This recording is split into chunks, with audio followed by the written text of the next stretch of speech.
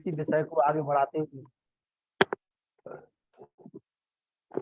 और जो प्रयोग गुप्ता जी कर रहे हैं उन प्रयोगों को हम भी काफी लंबे समय से, जब से आर्य समाज से जुड़े हैं, करना प्रारंभ किया है। और जो भी हमें बधाई देता है उससे कह देते हैं कि ये हमें नववर्ष स्वीकार नहीं है और उसको हम चैत्र शुक्ल प्रतिपदा पर मनाएंगे। आइए डॉक्टर राकेश कुमार जी। ओ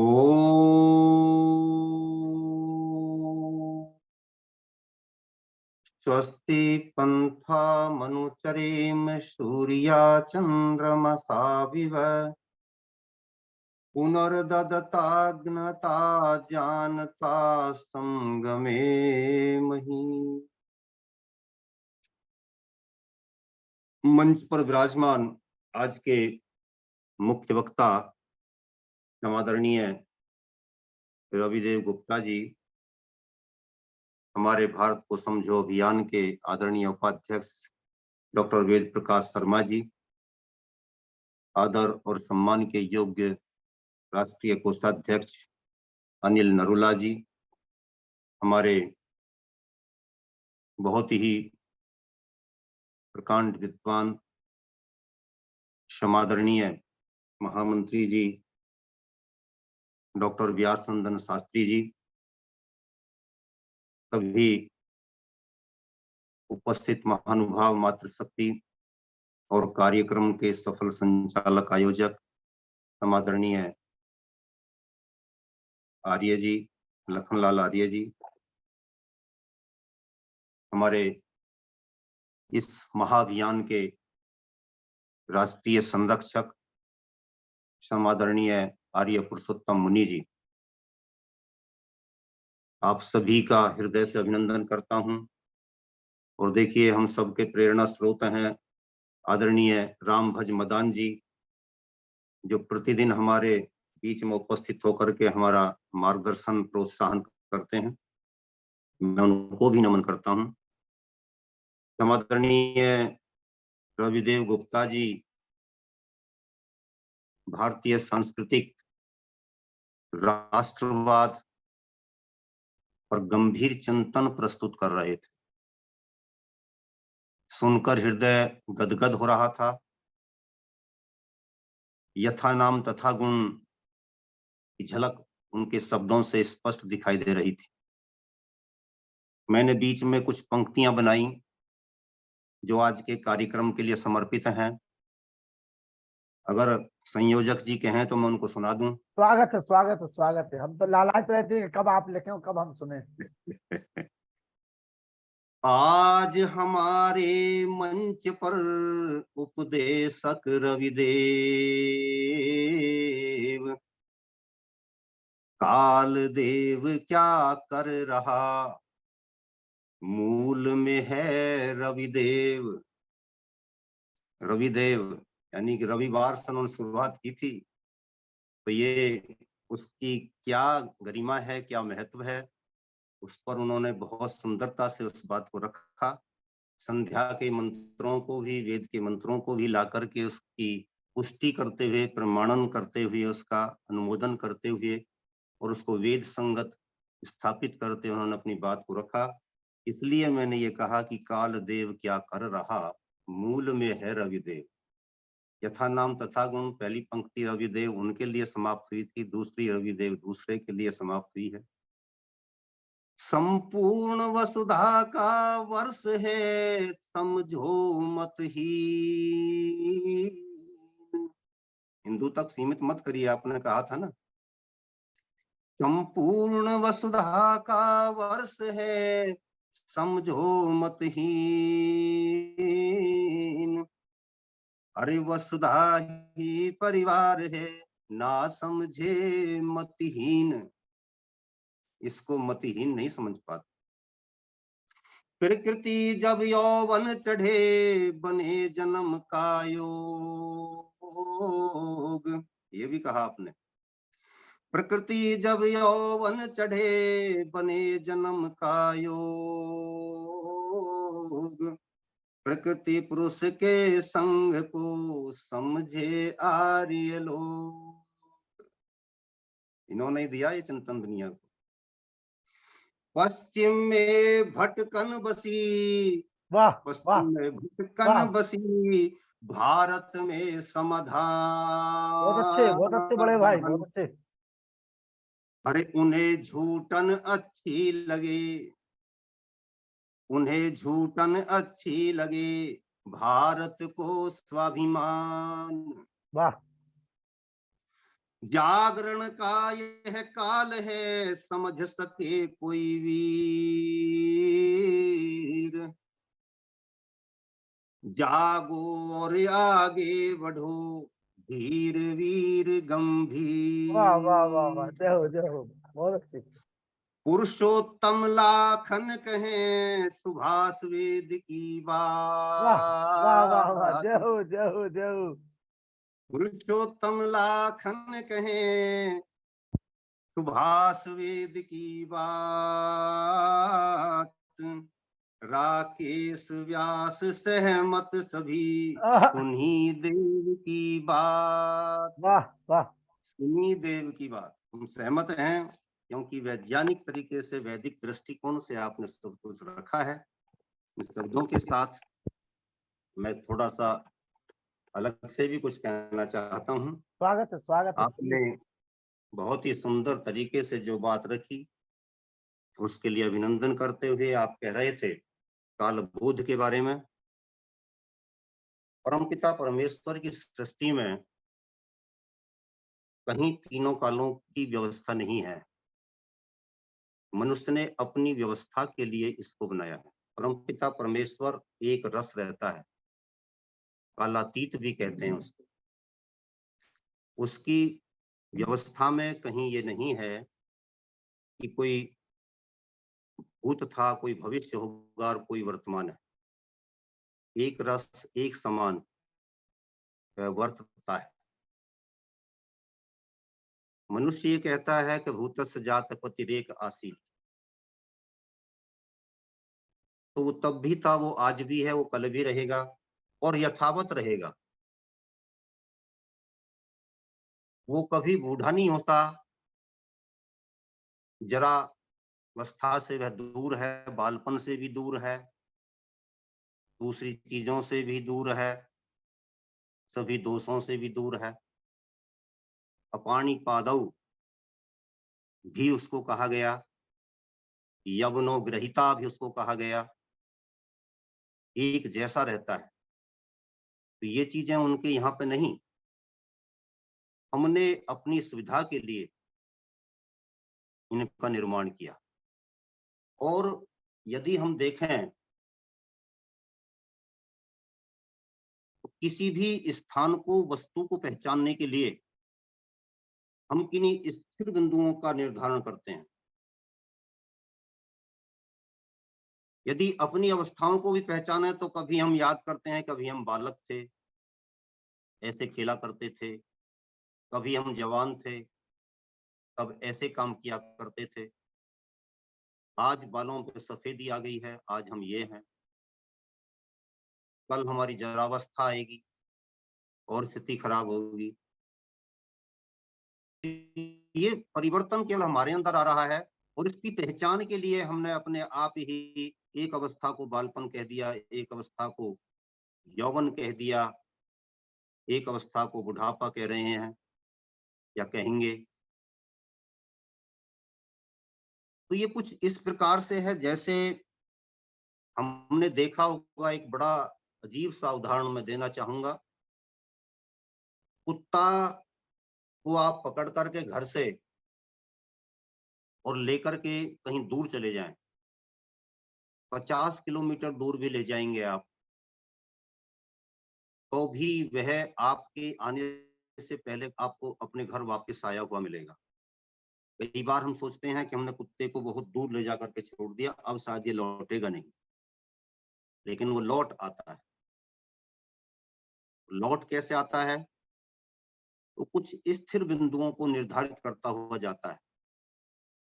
जब आपके साथ वो अजनबी जगहों के लिए, स्थानों के लिए प्रस्थान करता है, तो वह कुछ ऐसे स्थानों को चिन्हित करता चलता है जिन्हें शायद हम नहीं समझ पाते हैं, परंतु वह समझता है कि मैं अब किसी अजनबी स्थान के लिए जा रहा हूँ और वहां से मुझे लौटना भी है, तो लौटूंगा कैसे? इसलिए वह जाते जाते स्थान स्थान पर कुछ थोड़ा थोड़ा पेशाब करता जाता है, और जब वो उधर से लौटता है तो उन्हीं स्थानों को सूंघता सूंघता वो अपने स्थान पर लौट करके आ जाता है।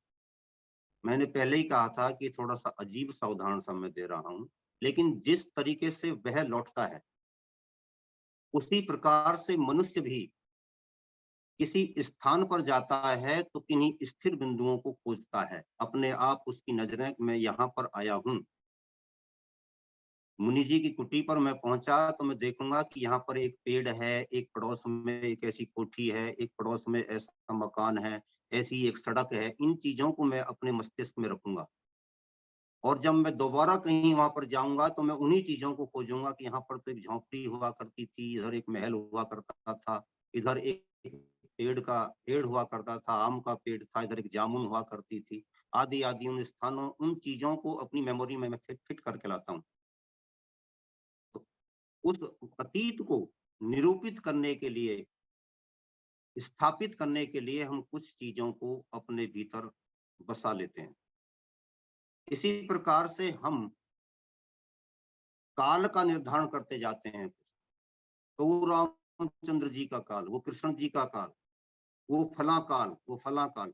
इसलिए काल को विभाजित करने के लिए इतने खंडों में हमने लेकर के मनवंतरों से, युगों से, और दिन तक, और दिन से भी नीचे की घड़ियों तक, उसके विभागों तक हम आते हैं। अभी कुछ समय पहले ये घटना घटित हो रही थी। मान लीजिए आज ही हमारे राहुल गांधी जी को संसद की सदस्यता से निलंबित किया, उसकी सदस्यता समाप्त की गई। तो ये इतिहास में 24 मार्च 2023 के रूप में अंकित हो गई। यदि ये काल गणना ना हो तो काल गणना के अभाव में ये घटना कभी स्थिर ही नहीं रह पाएगी। हम इसको अपने मस्तिष्क में, अपनी स्मृति में कहीं स्थापित ही नहीं रख पाएंगे। इसलिए इस घटना को कैसे स्थापित किया जाए, कैसे रखा जाए, तो फिर हमने काल गणना के आधार पर सन, संवत्सर आदि की, जो हम, यद्यपि हमारे मस्तिष्क में अपने संवत्सर और अपना विक्रमी संवत्ति ही होना चाहिए, परंतु सन की बात भी यदि हम करते हैं तो इतिहास में ये 24 मार्च 2023 के रूप में अंकित हो गई। तो अब यदि कभी हम आगे जा करके इसका विश्लेषण करेंगे, इसकी स्मृति को ताजा करेंगे, तो ये 24 मार्च 2023 के रूप में अंकित रहेगी। इसी को हमारे यहाँ पर पश्चिम के लोगों ने समय सापेक्षता के सिद्धांत के रूप में आइंस्टीन ने स्थापित किया। उसने भी ये बात कही, वेदों की बात को उसने स्वीकार किया, वेदों के ऋषियों की बात को स्वीकार किया कि ऐसी कहीं कोई चीज नहीं होती है, लेकिन हम अपनी सुविधा के लिए इन चीजों को करते हैं। समय सापेक्षता का सिद्धांत उन्होंने प्रतिपादित किया। तो इन्हीं सिद्धांतों के आधार पर हमारे ऋषियों ने अपने चिंतन को गति दी, और मानवता का जो सृष्टि काल है उसको अनेक विभागों में बांटा। उसकी वैज्ञानिकता को, उसके सत्य को, उसकी वास्तविकता को आज का सारा विज्ञान, आज के सारे वैज्ञानिक एक मत से स्वीकार कर रहे हैं। वे ये जानते हैं, मानते हैं, कहते हैं कि यदि सच्चाई है तो यही है कि इस सूर्य को बने हुए लगभग 2 अरब वर्ष हो गए। इस बात को वे मानते हैं। इस बात को भी मान रहे हैं कि अब सृष्टि की जो शेष अवस्था है, शेष आयु है, वह भी 2 अरब 35 करोड़ 30 करोड़ से लेकर के 50 करोड़ तक है। ये वो कहते हैं। आपके, हमारे अनुसार, यानी वैदिक सृष्टि, वैदिक ऋषियों, वैदिक चिंतकों, वैज्ञानिकों के मत के अनुसार भी सृष्टि की शेष अवस्था अब लगभग 2 अरब 35 करोड़ वर्ष शेष है। इस पर उनकी सहमति आ गई। हमारे देश में एक वर्ग बड़ी तेजी से बढ़ा है, जो ये कहता है कि सारा ज्ञान विज्ञान यदि हमको कहीं से मिला है तो पश्चिम से मिला है, अंग्रेजों से मिला है, अमेरिका से मिला है। उन मूर्खों के सामने आप ये कहो किसी भी बात को लेकर के कि इस बात को नासा ने कहा है, चाहे आप सफेद झूठ बोल रहे हो, पर उनके सामने बस एक बार ये कह दो कि नासा ने कहा है, तो तुरंत उस बात को अच्छा नासा ने कहा तो ठीक है। और यदि हमारे ऋषियों ने कहा ये कहेंगे तो नहीं, ऋषियों ने कहा, कहाँ पर कहा है? हम तो नासा की बात को मानेंगे, हम तो आज के वैज्ञानिकों की बातों को मानेंगे। तो वो जो कुछ भी कह रहे हैं, ये जो तेजी से बढ़ता हुआ वर्ग हमारे देश में अपनी संस्कृति के लिए अपघाती हो चुका है, उसके साथ संस्कृति द्रोह कर रहा है। इसके पीछे निश्चित रूप से क्षमादरणीय रविदेव गुप्ता जी जो कह रहे थे, वो हमारे राजनीतिक नेतृत्व की अदूरदर्शिता का परिणाम है, जिन्होंने स्वाधीनता के उपरांत इस देश में अपने आप को अंग्रेजों का उत्तराधिकारी घोषित किया और उत्तराधिकारी घोषित करते हुए जिन्हें इस बात पर गर्व और गौरव की अनुभूति होती थी कि ये उन्हीं की परंपरा को आगे बढ़ाएंगे। तो उनके उत्तराधिकारी के द्वारा की गई इस संस्कृति द्रोह की अपवित्र कुत्सित भावना के कारण तेजी से जो आज का युवा ये कहता जा रहा है कि जो कुछ दिया था वो पश्चिम के लोगों ने दिया, विदेशी शासकों ने दिया, तो कल को वो स्थिति भी इस देश में आ जाएगी जब एक वर्ग ये कहने के लिए उठ खड़ा होगा कि यदि सब कुछ उनके द्वारा ही दिया गया था तो उनको यहाँ से भगाने वाले मूर्ख थे। और समझ लीजिए कि जब वो उन भगाने वालों को मूर्ख कहेंगे तो उनमें वो व्यक्ति जो कभी अपने आप को उत्तराधिकारी अंग्रेजों का घोषित कर रहा था, वो सबसे पहले उनके निशाने पर आएगा। क्योंकि आप लोगों ने उनको भगाया ही क्यों जब वो इतने अच्छे थे। कहने का अभिप्राय यह है कि आज संस्कृति द्रोह की बात करने वाले लोगों को समझने की आवश्यकता है। आज उन लोगों को मुंह तोड़ जवाब देने की आवश्यकता है जो किसी भी तरीके से भारत की संस्कृति का विनाश करने में लगे हुए हैं और वैदिक संस्कृति के स्थान पर यहाँ पर गंगा जमुनी संस्कृति को स्थापित करते हुए पश्चिम के गीत गा रहे हैं। निश्चित रूप से भारत को समझो अभियान के अंतर्गत हमारी सारी टीम और ऐसे वैदिक विद्वानों के सन्मार्ग में उनके मार्गदर्शन में चलते हुए उस लक्ष्य को प्राप्त करेगी। जब हम भारत को पुनः विश्व गुरु के पद पर आसीन होते हुए देखेंगे, लेकिन वो आसीन होने का अभिप्राय यूएनओ का राजा बन जाना नहीं है, यूएनओ में जाकर के अपनी सीट स्थापित करा लेना नहीं है, अपितु संपूर्ण भूमंडल के निवासियों को आर्य बनाने के संकल्प को पूर्ण करने पर हम उस लक्ष्य को पूर्ण होता हुआ देखेंगे। जब सारे देश में नहीं बल्कि सारी भूमंडल पर आर्य वैदिक मान्यताओं की गूंज गूंजेगी, उठेगी, उसकी दुंदुभी बजेगी, उसका परचम लहराएगा, तब हम उसमें अपने आप को सफल मानेंगे। हम अपेक्षा करते हैं कि हम उस लक्ष्य को निश्चित रूप से प्राप्त करेंगे। आज के मुख्य वक्ता जी का हृदय से एक बार पुनः अभिनंदन करते हुए और आप सभी का भी हृदय से नमन करते हुए आदरणीय लखनलाल आर्य जी का भी मैं प्रणाम करता हूं जिन्होंने समय दिया। धन्यवाद। बहुत बहुत आभार सम्मानित doctor Rakesh Kumar R G. और व्यासनंदन शास्त्री जी जुड़े हुए थे, घर भी पहुंच गए थे, पता नहीं अब कहाँ चले गए हैं। जी चलिए, कोई बात नहीं, पुनः मैं आवाज दूंगा प्रेम सचदेवा जी को। भाई वीडियो खोल लीजिए प्रेम जी। और दिल्ली प्रदेश के जो सचदेवा जी हैं वो प्रदेश अध्यक्ष हो गए हैं, वो हमारे सचदेवा जी के छोटे भाई हैं। आइए, बधाई हो आपके लिए। जी बहुत बहुत धन्यवाद लखनलाल जी।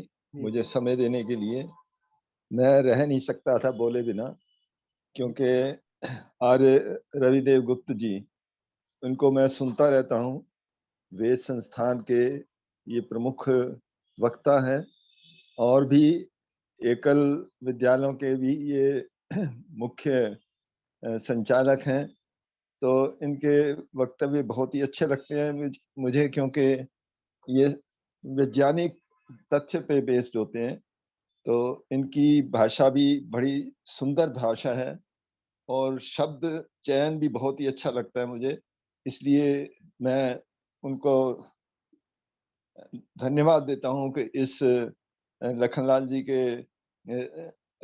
रिक्वेस्ट पर आप यहाँ आए और हमें अपने ज्ञान से लाभान्वित किया।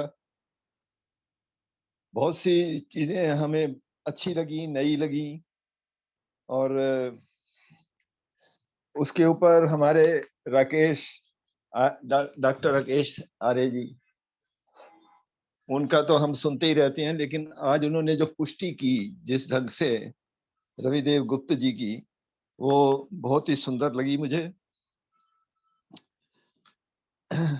जैसे कि वसंत के बाद ग्रीष्म ऋतु आती है और ग्रीष्म के बाद वसंत के बाद ग्रीष्म आती है और वसंत से पहले शीत ऋतु होती है। तो बीच का काल जो है वो एकदम, अगर शीत से ग्रीष्म आ जाए तो फिर वो भी ठीक नहीं है। तो बीच में एक वसंत का काल है जो हमारी सृष्टि का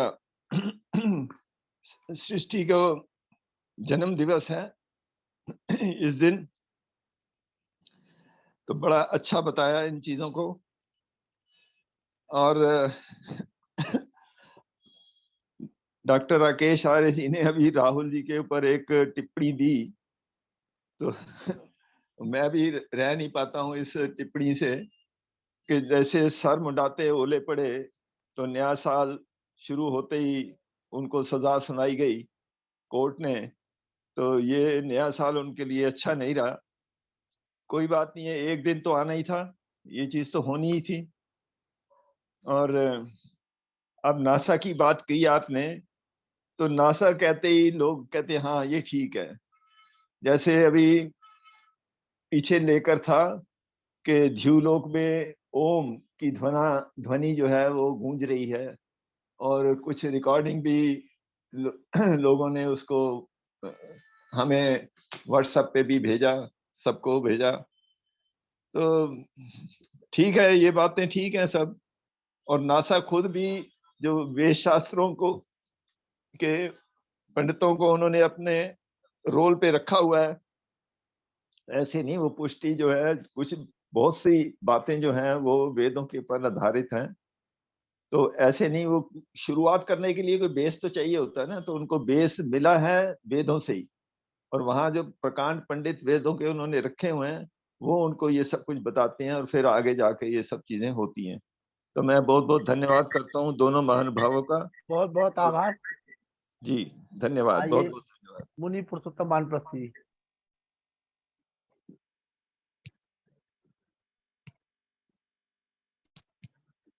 ओम। ओम। आवाज आ रही? हाँ आ रही आ रही। हमारे आज के विषय के मुख्य वक्ता सम्मानीय रविदेव गुप्ता जी, और जैसा कि अभी सम्मानीय डॉक्टर साहब ने बताया है, रविदेव जिसकी चर्चा हमारे सम्मानीय गुप्ता जी करते रहे हैं, इसके माध्यम से दिन रात का कालगणना का सृजन होता है। ऐसे सूर्य के बारे में, चंद्रमा के बारे में उन्होंने प्रकाश डाला हुआ है। सूर्य से मतलब जो बताया है प्रकाश, ज्ञान की ओर ले जाने का, और चंद्रमा आह्लादकारी, शीतलता को देने वाला होता है। तो बड़े अच्छे उदाहरणों के साथ में आपने, डॉक्टर साहब ने भी और हमारे सम्मानित प्रेम सचदेवा जी ने बहुत अच्छी बात कही है। मैं समझता हूँ कि कालगणना हमारी जो है बहुत लंबी है और इसको कोई भुला भी नहीं सकता है। इसके ऊपर जितने भी चाहे आक्षेप होते रहे तो लोगों के द्वारा हो भी रहे हैं आक्षेप, सभी कहते हैं अपने अपने हिसाब से, सभी इसको केवल इनका उनका दुराग्रह है इसके बारे में और कुछ नहीं। अज्ञानता भी नहीं कह सकते, दुराग्रह है, जानते हुए वो इस बात को नष्ट भ्रष्ट करने की कोशिश में लगे हुए हैं। लेकिन हमारे सामान्य जैसे डॉक्टर साहब और रवि देव गुप्ता जी जैसे बहुत ही अच्छे खोज करने वाले अगर आज हमारी इस धराधाम पर हैं तो, और हम लोगों का संबल उनको है, तो मैं समझता हूं कि इस बात को कोई भी प्रकाश में लाने से रोक नहीं पाएगा। सभी का हृदय से साधुवाद है। और हमारे सम्मानीय अनिल नरूला जी, वेद प्रकाश शर्मा जी, बाकी जो जितने भी लोग जुड़े हुए हैं, आइए शांति पाठ जी। ओम दौ शांति अंतरिक्षं शांति पृथ्वी शांतिराप शांतिरौषधय शांति वनस्पतय शांति विश्वे देव शांति ब्रह्म शांति सर्वं शांति शांतिरेव शांति श्यामा शांति रेदि ओम शांति शांति शांति। जो बोले सो अब सत्य सनातन वैदिक धर्म की जय। गुरु जानंद की जय। योगेश्वर महर्षि दयानंद की जय। मर्यादा पुरुषोत्तम श्री रामचंद्र की जय। योगेश्वर श्री कृष्णचंद्र की जय। पंडित देख राम की जय। स्वामी सदानंद की जय।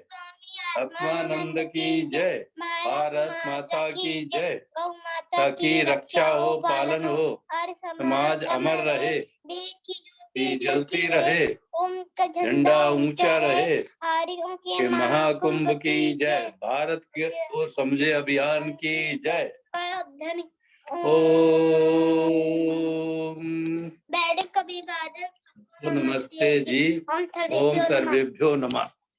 सभी के वीडियो खोल दिए गए हैं, ऑडियो नमस्ते कर लीजिए। ओम नमस्ते जी, सबको नमस्ते जी। सबको ओम सर्वेभ्यो नमस्ते जी। डॉक्टर साहब नमस्ते। नमस्ते नमस्ते भाई साहब। नमस्ते डॉक्टर साहब। नमस्ते जी। नमस्ते जी। मैं भी सभी को प्रणाम करता हूँ। अभी जो डॉक्टर राकेश जी ने आज जितना गंभीर बाद में समीक्षा की है, मैं उनका आभार व्यक्त करता हूँ। बहुत ही विद्वान व्यक्ति हैं। प्रेम सचदेवा जी ने भी उन सब विषयों की पुष्टि की है। सभी का, विद्वानों का और सभी श्रोताओं का अपनी अभिनंदन करता हूँ। तो आपका बहुत बहुत धन्यवाद। आगे बहुत भी बहुत आपका धन्यवाद। समय लेते रहें गुप्ता जी का जी। जरूर ले जी। बहुत बहुत बिल्कुल बहुत बिल्कुल वक्ता। नए नए विषयों पे लाया जाएगा उनको। चलिए, शुभरात्रि। फिर मिलते हैं नए विषय के साथ, नए विद्वान के साथ। नमस्ते चलिए, जी। लखन जी बस प्रणाम। प्रेम सचदेवा जी को प्रणाम। नमस्ते। नमस्ते नमस्ते जी। नमस्ते। जो पहली बार जुड़े हैं उनके लिए नए वर्ष की हार्दिक बधाई। बहुत दिनों के बाद जो आज जुड़े हैं। जी जी आप जी। जब भी याद करेंगे, मेरे पास समय होगा तो जरूर मैं आपके साथ जुड़ूंगा। जी जी जी। बहुत बहुत धन्यवाद। बहुत बहुत धन्यवाद।